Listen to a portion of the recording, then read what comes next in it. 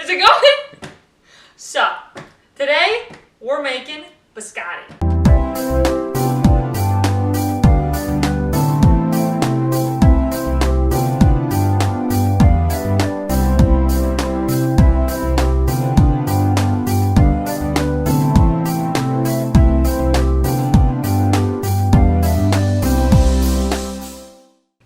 Hey guys, welcome back to the Pantry Kitchen.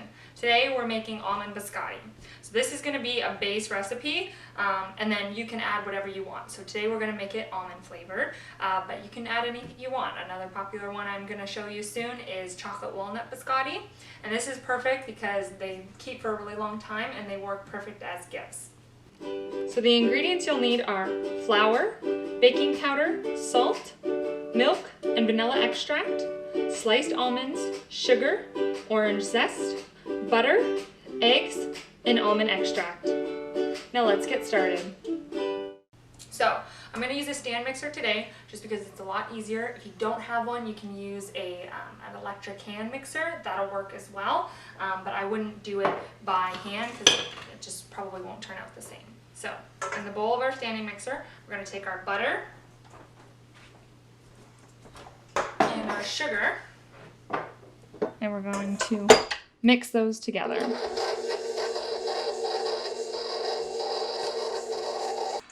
Once your mixture looks like this, we can start adding in the eggs, just one at a time.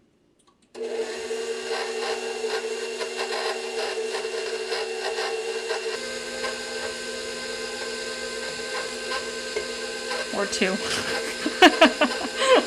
If they go in there, it's all right. They're all gonna make their way in there.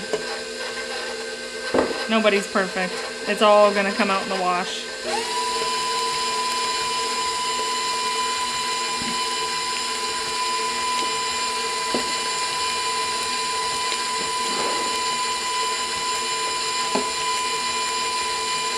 So once it looks all incorporated, we're going to put in our almond extract.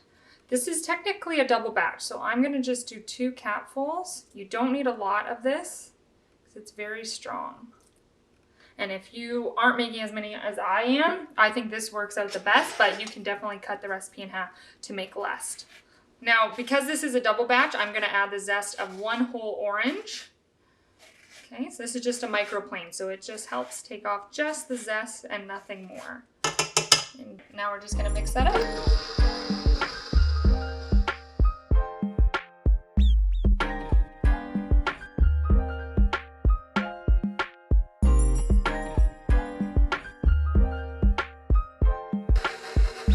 This is going to go to about a paste consistency.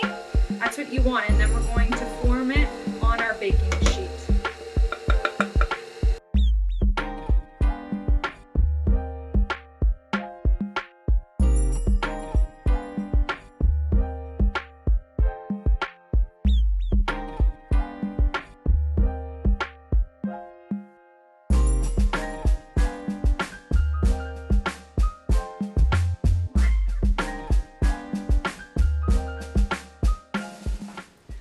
So I have my oven preheated at 350. I've got my large baking sheet. Now again, this is a double batch. This is going to make about 20 biscotti.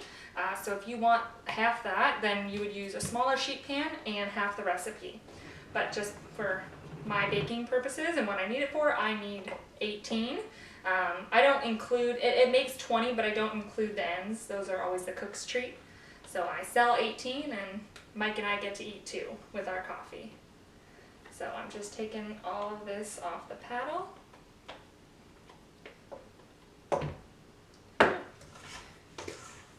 And now a bowl scraper really helps in this scenario because the dough is a little sticky.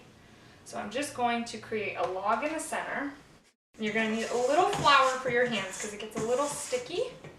But once you flour your hands, you'll be all set. All right, with our hands floured, we're just going to push down the dough, and we're just going to form kind of like a cylinder shape.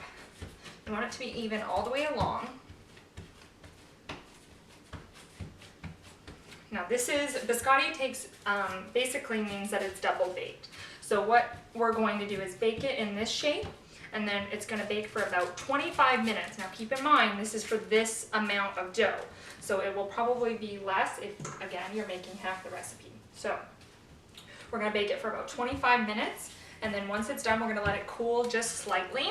Then we're gonna slice it, and I'll show you that, and then we're gonna put it back in to get its double bake, and then once we cut it, you'll see that that's the biscotti shape. Now what you can do, so it's kind of looks like almond on the outside, I think there's enough in here, but anytime you're using a nut or chocolate chips, or you want people to know what's in it, you can sprinkle it right on top. But I'm just gonna leave it as is, and it's gonna be kind of the width is like the width of my hand. So I'm just pressing down. And once you think you got it all the way to the edge of the pan, you can go ahead and pop it in the oven. Now that our first bake is done, we're going to take it out and we're going to let it cool before we slice it. So I'm going to finish cutting these about 1 inch wide. We're going to put them on our baking tray. Now again, I'm making about 18 out of here. I'm going to still bake the end cuts as is, but we'll eat those as a cook's treat. All right, now that we got them all sliced, we're going to put them cut side up and just arrange them all on the baking sheet. And we're going to pop them back in our 350-degree oven for 15 minutes on the one side, and then I'm going to take them out, and then we're going to flip them, and then I'll put them back in another 15 minutes, and then I'll show you when they're done. So now that they've baked on the one side, we're going to go ahead and flip them all over. And you're just looking for a nice golden brown, but very light. You don't want it to be dark because they're going to go back in for another bake on this side. And you'll find the way that I bake these, they're not going to come out super hard. You're still going to be able to enjoy it, and it's not going to be super crunchy. But it is going to be a little bit harder of a cookie, because that's essentially what we're making, an Italian cookie. So now we've got these all going to go back in the oven for another 15 minutes. All right, these are beautiful golden brown, and they're all finished baking. Now I've got some smaller ones. Those are definitely the cook's treat, but just to show you the texture. So when they're cooled, you can go ahead and pack them up, and they'll stay about a week in a Tupperware container. And that's how you make almond biscotti. So be sure to like and comment on this video and subscribe to my channel for more sweet treats. And don't forget, smile lots. Let's wait! Come on, Frederick! Does it feel through? You don't want to listen to the background?